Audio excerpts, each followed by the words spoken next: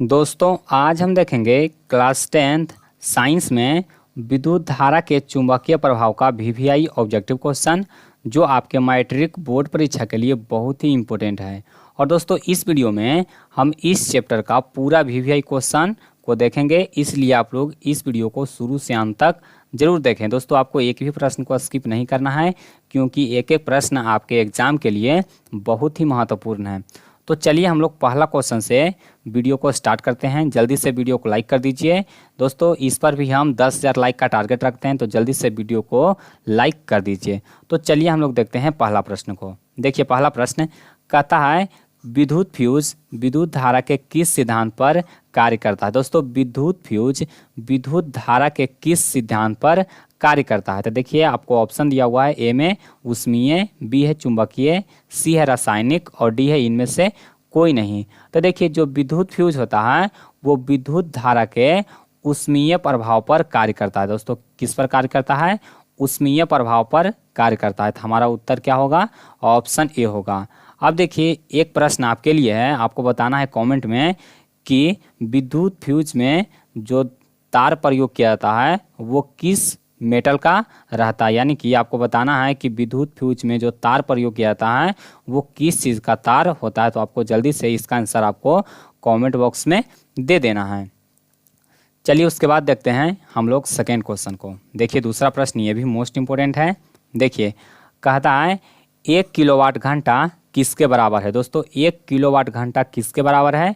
तो देखिए किलोवाट घंटा क्या है? तो किलोवाट घंटा ऊर्जा का मात्रक है। क्या है? ऊर्जा का मात्रक है। तो कह रहा है कि 1 किलोवाट घंटा किसके बराबर होता है। तो दोस्तों 1 किलोवाट घंटा होता है 3.6 गुने 10⁻6 जूल के बराबर। यानी कि ऑप्शन सी हमारा बिल्कुल सही आंसर है। चलिए उसके बाद देखते हैं अगला प्रश्न। देखिए तीसरा प्रश्न कहता है विद्युत घंटी किस प्रभाव पर कार्य करती है। दोस्तों विद्युत घंटी किस प्रभाव पर कार्य करती है। तो देखिए आपको ऑप्शन दिया गया है ऊष्मीय प्रभाव, रासायनिक प्रभाव, सी दिया गया है चुंबकीय प्रभाव और डी है इनमें से कोई नहीं। तो देखिए जो विद्युत घंटी है वो किस सिद्धांत पर कार्य करता है?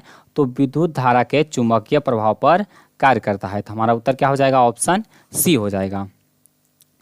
चलिए उसके बाद देखते हैं अगला प्रश्न। देखिए चौथा प्रश्न ये भी मोस्ट इंपोर्टेंट प्रश्न है। देखिए कहता है लघु पतन के समय परिपथ में विद्युत धारा का मान। दोस्तों लघु पतन कहने का मतलब हुआ शॉर्ट सर्किट, इसको इंग्लिश में क्या कहते हैं? शॉर्ट सर्किट कहते हैं। तो कहता है कि शॉर्ट सर्किट के दौरान विद्युत परिपथ में विद्युत धारा का मान होता है। तो देखिए आपको ऑप्शन दिया गया है बहुत कम हो जाता है, बी है परिवर्तित नहीं होता, उसके बाद सी है बहुत अधिक बढ़ जाता है और डी है निरंतर परिवर्तित होता है। तो दोस्तों लघु पतन यानी कि शॉर्ट सर्किट के दौरान क्या होता है? विद्युत धारा का मान बहुत अधिक बढ़ जाता है। तो हमारा उत्तर क्या हो जाएगा? ऑप्शन सी हो जाएगा। चलिए उसके बाद देखते हैं अगला प्रश्न। देखिए पांचवा प्रश्न ये भी मोस्ट इंपोर्टेंट है। देखिए कहता है डायनेमो किस सिद्धांत पर आधारित है। दोस्तों डायनेमो किस सिद्धांत पर आधारित है? तो आप लोग जानते होंगे जो डायनेमो है वो विद्युत चुंबकीय प्रेरण पर आधारित है। तो हमारा उत्तर क्या हो जाएगा? ऑप्शन ये हो जाएगा विद्युत चुंबकीय प्रेरण पर। चलिए उसके बाद देखते हैं अगला प्रश्न। देखिए छठा प्रश्न भी मोस्ट इंपोर्टेंट है। देखिए कहता है डायनेमो किस प्रकार की धारा प्राप्त होती है। डायनेमो से किस प्रकार की धारा प्राप्त होती है। यानी कि डायनेमो जो जनरेटर में लगा हुआ रहता है जिससे विद्युत धारा को जनरेट किया जाता है वो डायनेमो का यहाँ पर बात किया गया है। तो कह रहा है कि डायनेमो से किस प्रकार की धारा प्राप्त होती है। तो दोस्तों डायनेमो से एसी करंट और डीसी करंट दोनों प्राप्त होती है। तो हमारा उत्तर क्या हो जाएगा? दोनों धाराएं, यानी कि ऑप्शन ए हमारा बिल्कुल सही आंसर है। दिश धारा भी और प्रत्यावर्ती धारा भी यानी कि प्राप्त किया जाता है। तो हमारा उत्तर हो जाएगा ऑप्शन सी। चलिए उसके बाद देखते हैं सातवां प्रश्न को। देखिए सातवां प्रश्न भी मोस्ट इंपोर्टेंट है। देखिए कहता है विद्युत बल्ब में कौन सी गैस भरी रहती है। दोस्तों विद्युत बल्ब में कौन सी गैस भरी रहती है? तो आपको पता होगा कि विद्युत बल्ब में निष्क्रिय गैस भरी रहती है। तो हमारा उत्तर क्या हो जाएगा? ऑप्शन सी हो जाएगा निष्क्रिय गैस, यानी कि ऑप्शन सी हमारा बिल्कुल सही आंसर है। चलिए उसके बाद देखते हैं आठवां प्रश्न। देखिए आठवां प्रश्न भी मोस्ट इंपोर्टेंट है। कहता है कि भारत में उत्पादित प्रत्यावर्ती विद्युत धारा की आवृत्ति होती है, यानी कि जो भारत में विद्युत धारा उत्पादित होती है उसका आवृत्ति यानी कि उसका फ्रीक्वेंसी कितना होता है। तो देखिए जो भारत में विद्युत धारा जनरेट किया जाता है वो कितना फ्रीक्वेंसी का होता है। तो सबसे पहले देखिए ये जान लीजिए यह 220 वोल्ट का होता है और इसका फ्रीक्वेंसी कितना होता है, इसका फ्रीक्वेंसी होता है 50 हर्ट। इसको भी याद रखिए 50 हर्ट होता है। तो हमारा उत्तर क्या हो जाएगा, ऑप्शन ये हो जाएगा 50 हर्ट। और अगर वोल्टेज कहेगा तो कितना हो जाएगा 220 वोल्ट। तो आपको दोनों प्रश्न को याद रखना है। चलिए उसके बाद देखते हैं अगला प्रश्न। देखिए 9वां प्रश्न भी मोस्ट इंपोर्टेंट है। देखिए वो अभी बता चुके हैं, हमारे देश में विद्युन्मय तार एवं उदासीन तार के बीच में कितना विभवांतर होता है। देखिए उसी क्वेश्चन को घुमा करके पूछा गया है कि हमारे देश में यानी कि भारत में विद्युन्मय तार और उदासीन तार यानी कि जो एक मेन फेज होता है और एक न्यूट्रल वायर होता है। ये मेन फेज मान लीजिए ये रेड वायर हो गया और ये ब्लैक हो गया। तो कहा था इसके बीच में विभवांतर कितना होता है, इसके बीच में विभवांतर कितना होता है। तो दोस्तों इसके बीच में विभवांतर होता है 220 वोल्ट, यानी कि ऑप्शन सी हमारा बिल्कुल सही आंसर है। चलिए उसके बाद देखते हैं अगला प्रश्न। देखिए कहता है विद्युन्मय तार का रंग होता है दोस्तों जिसमें इलेक्ट्रिक करंट होता है, यानी कि जो 3 फेज होता है मेन, हमारे देश में कितना फेज में होता है, 3 फेज होता है। तो ये 3 फेज का रंग मतलब कि अगर इससे हम लोग घर में करंट लाते हैं, जो मेन करंट लाते हैं उसका रंग कैसा होता है, यानी कि जिसमें इलेक्ट्रिक करंट मेन होता है तो उसका रंग कैसा होता है, लाल होता है। इसको आपको याद रखना है। जो विद्युन्मय तार होता है उसका रंग कैसा होता है, लाल रंग होता है। तो हमारा उत्तर क्या हो जाएगा, ऑप्शन बी हो जाएगा। चलिए उसके बाद देखते हैं अगला प्रश्न। देखिए कहता है घरेलू विद्युत परिपथ में उदासीन तार का रंग। दोस्तों घरेलू विद्युत परिपथ में उदासीन तार होता है, जो न्यूट्रल वायर होता है उसका रंग कैसा होता है, तो न्यूट्रल वायर का रंग होता है ब्लैक, यानी कि हमारा उत्तर क्या हो जाएगा, काला हो जाएगा। यानी कि ऑप्शन सी हमारा बिल्कुल सही है। चलिए उसके बाद देखते हैं अगला प्रश्न। देखिए 12 नंबर सवाल कहता है कि चुंबकीय क्षेत्र का एसआई मात्रक है। दोस्तों चुंबकीय क्षेत्र का एसआई मात्रक क्या होता है, तो इसको आपको याद रखना है, टेस्ला। क्या होता है, टेस्ला होता है। तो हमारा उत्तर क्या हो जाएगा, ऑप्शन बी हो जाएगा। चलिए उसके बाद देखिए अगला प्रश्न। देखिए 13वां सवाल कहता है कि विद्युत चुंबकीय प्रेरण की खोज किसने की। दोस्तों विद्युत चुंबकीय प्रेरण की खोज किसने की, तो हमारा उत्तर होगा माइकल फैराडे, यानी कि ऑप्शन ए हमारा बिल्कुल सही आंसर है। विद्युत चुंबकीय प्रेरण की खोज किसने की, माइकल फैराडे ने। उसके बाद देखिए अगला प्रश्न, ये भी मोस्ट इंपोर्टेंट है। देखिए कहता है दी गई वोल्टता के स्रोत से जुड़े किसी चालक में प्रति सेकेंड उत्पन्न ऊष्मा होती है। दोस्तों कहता है कि दी गई वोल्टता के स्रोत से जुड़े किसी चालक में प्रति सेकेंड उत्पन्न ऊष्मा होती है। तो दोस्तों इसको देखिए, इसके लिए आपको एक थ्योरी है, क्या है, हीट बराबर, यानी कि जितना ऊष्मा उत्पन्न होता है उसको हम लोग एच से अगर डिनोट करते हैं तो हीट बराबर क्या होता है, आई स्क्वायर आर टी होता है। क्या होता है, आई स्क्वायर आर टी। तो देखिए यहाँ पर आर क्या होता है, कांस्टेंट होता है, यानी कि हीट है, अगर आर को हटाएंगे तो डायरेक्टली प्रोपोर्शनल क्या होता है, आई स्क्वायर टी के। क्या होता है, आई स्क्वायर टी, जहाँ टी क्या है, समय है, और आर क्या है, रेजिस्टेंस है। रेजिस्टेंस का वैल्यू क्या होता है, कांस्टेंट होता है। तो यहाँ पर जो हीट है वो क्या है, धारा के वर्ग के समानुपाती है। क्या है, धारा के वर्ग के समानुपाती। तो देखिए यहाँ पर आपको ऑप्शन बी में दिया गया है, धारा के वर्ग के समानुपाती। अब देखिए इस प्रश्न पर आपको न्यूमेरिकल किस तरह से पूछ सकता है, आपको कहेगा कि एक हीटर का रेजिस्टेंस दे देगा, आपको उसमें टाइम दे देगा, मतलब कि 2 आवर में कितना इसमें हीट उत्पन्न होगा, कितना जूल हीट उत्पन्न होगा ये पूछेगा, और आपको करंट का वैल्यू दे देगा। तो आपको ये याद रखना है, हीट अगर निकालना रहेगा एच बराबर तो आई स्क्वायर आर टी, ये फॉर्मूला को आपको रट जाना है, इसको आपको याद रखना है। क्या होता है, एच बराबर आई स्क्वायर आर टी। चलिए उसके बाद देखते हैं अगला प्रश्न। देखिए 15 नंबर सवाल, ये भी मोस्ट इंपोर्टेंट है। देखिए कहता है निम्नलिखित पदार्थों में कौन चुंबकीय पदार्थ नहीं है। दोस्तों कौन चुंबकीय पदार्थ नहीं है, तो देखिए आपको ऑप्शन दिए गए, ए लोहा, बी निकेल, सी पीतल और डी कोबाल्ट। तो देखिए इसमें कौन चुंबकीय नहीं है, तो यहाँ पर पीतल आंसर होगा। दोस्तों पीतल कैसा पदार्थ है, यह चुंबकीय पदार्थ नहीं है। इसमें आप चुंबक को पास ले जाइएगा तो इसमें कोई आकर्षण या विकर्षण नहीं होता है। तो हमारा उत्तर क्या हो जाएगा, ऑप्शन सी हो जाएगा। उसके बाद देखिए 16 नंबर सवाल। देखिए कहता है पृथ्वी का विभव होता है। दोस्तों पृथ्वी का विभव कहने का मतलब हुआ इसका जो वोल्टेज होता है पृथ्वी का वो कैसा होता है। तो देखिए आपको ऑप्शन दिया गया है, ए में ऋणात्मक, बी है धनात्मक, सी है 0 और डी है अनंत। तो दोस्तों यहाँ पर जो पृथ्वी का विभवांतर है वो कितना है, 0 है। तो हमारा उत्तर क्या हो जाएगा, ऑप्शन सी हो जाएगा, यानी कि पृथ्वी है वो कैसा है, न्यूट्रल है। चलिए उसके बाद देखते हैं अगला प्रश्न। देखिए 17 नंबर सवाल कहता है चुंबकीय बल क्षेत्र का एसआई मात्रक है। दोस्तों चुंबकीय बल क्षेत्र का एसआई मात्रक क्या होता है, न्यूटन प्रति एम्पियर मीटर। क्या होता है, न्यूटन प्रति एम्पियर मीटर। इसको आपको याद रखना है, न्यूटन प्रति एम्पियर मीटर। चलिए उसके बाद देखते हैं अगला प्रश्न। देखिए 18 नंबर सवाल, ये भी मोस्ट इंपोर्टेंट है।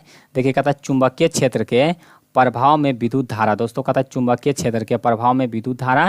तो देखिए आपको ऑप्शन दिया गया, ए में ऊष्मा उत्पन्न करती है, बी है आकर्षण बल उत्पन्न करती है, उसके बाद सी है चालक पर बल उत्पन्न करती है, और डी है इनमें से कोई घटना नहीं होती है। तो दोस्तों क्या होता है, चुंबकीय क्षेत्र के प्रभाव में विद्युत धारा क्या करती है, चालक पर एक बल उत्पन्न करती है। तो हमारा उत्तर क्या हो जाएगा, ऑप्शन सी हो जाएगा। चलिए उसके बाद देखिए अगला प्रश्न। देखिए 19वां क्वेश्चन कहता है कि चुंबक द्वारा धारावाही चालक पर लगाए गए बल की दिशा ज्ञात की जाती है। दोस्तों चुंबक द्वारा धारावाही चालक पर लगाए गए बल की दिशा किससे ज्ञात की जाती है, तो फ्लोमिंग के बम हस्त नियम से ज्ञात की जाती है। तो हमारा उत्तर क्या हो जाएगा, ऑप्शन ए हो जाएगा। इसको आपको याद रखिए, क्या है प्रश्न, चुंबक द्वारा धारावाही चालक पर लगाए गए बल की दिशा। तो दोस्तों चुंबक द्वारा धारावाही चालक पर लगाए गए बल की दिशा किससे ज्ञात की जाती है, तो फ्लेमिंग के बम हस्त के नियम से ज्ञात की जाती है।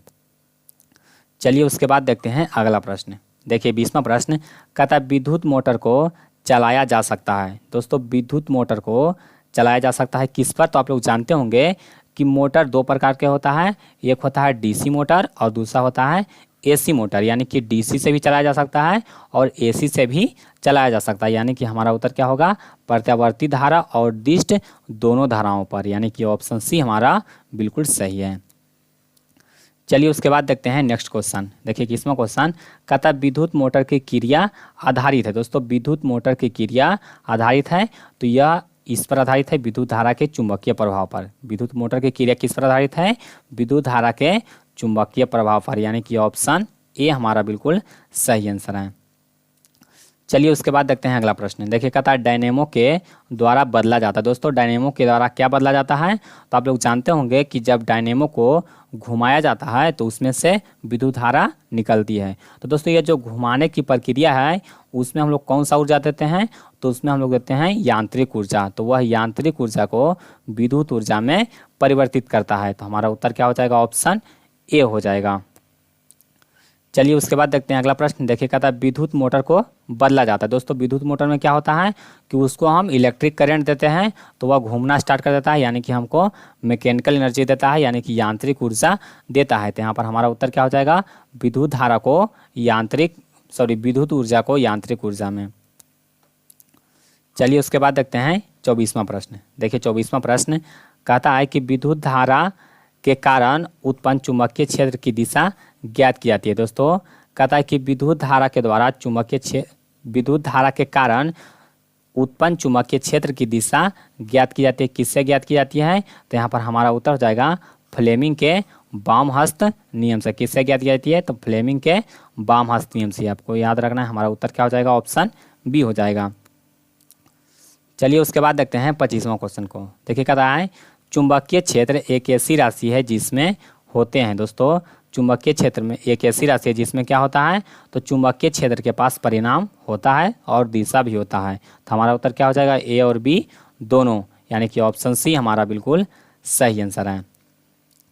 चलिए उसके बाद देखते हैं 26वां क्वेश्चन। देखिए कहता है किसी कुंडली में प्रेरित विद्युत वाहक बल, यानी कि ईएमएफ इलेक्ट्रोमोटिव फोर्स को ही कहा जाता है विद्युत वाहक बल, का मान उसमें संबद्ध चुंबकीय फ्लक्स के परिवर्तन की दर। यानी कि कह रहा है कि किसी कुंडली में प्रेरित विद्युत वाहक बल, यानी कि कोई भी कुंडली है, यानी कि कॉइल है जिसमें विद्युत वाहक बल यानी उसमें जो वोल्टेज उत्पन्न होता है वह उसके संबंध चुंबकीय फ्लक्स के क्या होता है, समानुपाती होता है। क्या होता है, समानुपाती होता है। इसको आपको याद रखना है। हमारा उत्तर क्या हो जाएगा, ऑप्शन ए हो जाएगा।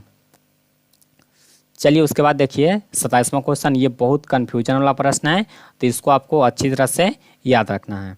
देखिए कहता है किसी क्षण चुंबक के अंदर चुंबकीय क्षेत्र रेखाओं की दिशा होती है। देखिए क्षण चुंबक किसको कहते हैं, देखिए इस तरह से जो चुंबक रहता है उसको हम लोग क्षण चुंबक कहते हैं। तो मान लीजिए इसका नॉर्थ पोल है और इसका साउथ पोल है। तो देखिए यहाँ पर क्या होता है इस केस में कि चुंबकीय क्षेत्र के बाहर अगर कहेगा, यहाँ पर पूछा गया है क्या चीज़, चुंबकीय क्षेत्र के अंदर, तो चुंबकीय क्षेत्र के बाहर क्या होता है, नॉर्थ पोल से साउथ पोल की ओर इसका दिशा होता है। कैसा होता है, नॉर्थ पोल से साउथ पोल। इसका फिगर भी आप लोग देखेंगे कैसा होता है, नॉर्थ पोल से साउथ पोल की ओर। लेकिन कहेगा कि चुंबकीय क्षेत्र के अंदर, तो इसका अंदर क्या होता है, साउथ पोल से नॉर्थ पोल की ओर होता है। कैसा होता है, साउथ पोल से नॉर्थ पोल की ओर, यानी कि दक्षिण ध्रुव से उत्तर ध्रुव की ओर। तो हमारा उत्तर क्या हो जाएगा, ऑप्शन बी हो जाएगा। देखिए यहाँ पर आपको ध्यान देना है, कहेगा कि किसी क्षण चुंबक के बाहर, अगर बाहर यहाँ पर कहेगा तो उत्तर ध्रुव से दक्षिण ध्रुव होगा, और कहेगा कि अंदर, तो अंदर हो जाएगा दक्षिण ध्रुव से उत्तर ध्रुव। इसको आपको याद रखना है। चलिए उसके बाद देखते हैं 28वां क्वेश्चन। देखिए 28वां क्वेश्चन भी मोस्ट इंपोर्टेंट है। कहता है कि जल विद्युत संयंत्र किस ऊर्जा को विद्युत ऊर्जा में रूपांतरित करता है। दोस्तों कहता है कि जल विद्युत संयंत्र यानी कि जो हाइड्रो पावर प्लांट होता है, जहाँ पर पानी के द्वारा बिजली उत्पन्न किया जाता है, वहाँ पर कहता है कि किस ऊर्जा को विद्युत ऊर्जा में रूपांतरित करता है, यानी कि वहाँ पर कौन सा ऊर्जा विद्युत ऊर्जा में रूपांतरित होता है। तो देखिए यहाँ पर क्या होता है कि जल से विद्युत उत्पन्न करने के लिए क्या होता है, पहले नदी के, इस तरह से नदी है, उस पर एक डैम बनाया जाता है, और डैम में बहुत सारा पानी इकट्ठा होता है, और यहाँ से पानी को किसी टरबाइन पर गिराया जाता है। दोस्तों पानी को टरबाइन पर गिराया जाता है, तो क्या होता है, ये पानी में कौन सा ऊर्जा रहता है, तो इसमें रहता है स्थितिज ऊर्जा। इसको आपको इधर याद रखना है, कौन सा ऊर्जा होता है, स्थितिज ऊर्जा रहता है, और वही स्थितिज ऊर्जा टरबाइन को घुमाता है, यानी कि स्थितिज ऊर्जा है जो विद्युत ऊर्जा में रूपांतरित होता है। तो इसको आपको याद रखना है। हमारा उत्तर क्या हो जाएगा, ऑप्शन डी हो जाएगा। चलिए उसके बाद देखिए 29वां क्वेश्चन। देखिए 29वां प्रश्न कहता है वह उपकरण जो किसी परिपथ में विद्युत धारा की उपस्थिति संसूचित करता है। दोस्तों कहता है कि वह उपकरण, यानी कि वह कौन उपकरण है जो किसी भी परिपथ में, यानी कि सर्किट में क्या होता है, विद्युत धारा है या नहीं है, इसकी उपस्थिति संसूचित करता है। तो कौन है, तो विद्युत धारा संसूचित किया जाता है अमीटर के द्वारा, और कहेगा कि विभवांतर, तो विभवांतर हो जाएगा वोल्ट मीटर के द्वारा। इसको आपको याद रखना है। चलिए उसके बाद देखते हैं अगला प्रश्न। देखिए 30वां प्रश्न, ये भी मोस्ट इंपोर्टेंट प्रश्न है। देखिए कहता है माइकल फैराडे थे एक प्रसिद्ध। दोस्तों माइकल फैराडे क्या थे, तो देखिए आपको भौतिक विज्ञान में पढ़ना है। इसको आपको कैसे याद रखना है, देखिए भौतिक विज्ञान में आपको माइकल फैराडे के बारे में पढ़ना है। तो माइकल फैराडे क्या थे, तो भौतिक शास्त्री थे। कौन थे, भौतिक शास्त्री थे। हमारा आंसर क्या हो जाएगा, ऑप्शन बी हो जाएगा। चलिए उसके बाद देखते हैं अगला प्रश्न। देखिए 31वां प्रश्न, ये भी मोस्ट इंपोर्टेंट प्रश्न है, तो इसको भी आपको याद रखना है। देखिए कहता है कि विद्युत परिपथों की लघुपतन अथवा अतिभारण के कारण होने वाली हानि से सुरक्षा की सबसे महत्वपूर्ण युक्ति है। यानी कि कह रहा है यहाँ पर लघुपतन और अतिभारण के कारण जो हमको हानि होती है, उसको सुरक्षा के लिए सबसे महत्वपूर्ण युक्ति क्या है, तो यहाँ पर लघुपतन से बचने के लिए हम लोग क्या लगाते हैं, विद्युत फ्यूज लगाते हैं। क्या लगाते हैं, विद्युत फ्यूज लगाते हैं। तो हमारा उत्तर क्या हो जाएगा, ऑप्शन बी हो जाएगा। चलिए उसके बाद देखिए 32वां क्वेश्चन, और ये भी बहुत ही इंपॉर्टेंट क्वेश्चन है। देखिए कहता है चुंबकों के सजातीय ध्रुवों के बीच परस्पर। दोस्तों अब देखिए सजातीय ध्रुव और विजातीय ध्रुव क्या होता है, तो देखिए मान लीजिए कि यह एक चुंबक है, और ये इसका नॉर्थ पोल है, और ये इसका साउथ पोल है, और मान लीजिए कि यह दूसरा चुंबक है जो इसका नॉर्थ पोल है और इसका साउथ पोल है। तो देखिए यहाँ पर नॉर्थ पोल और नॉर्थ पोल को अगर हम लोग तुलना करेंगे तो यह सजातीय ध्रुव हो गया, और नॉर्थ पोल और साउथ पोल को तुलना करेंगे तो यह हो जाएगा विजातीय ध्रुव, और इसी तरह से साउथ पोल को तुलना करेंगे तो यह सजातीय हो गया, और साउथ पोल नॉर्थ पोल करेंगे तो विजातीय हो गया।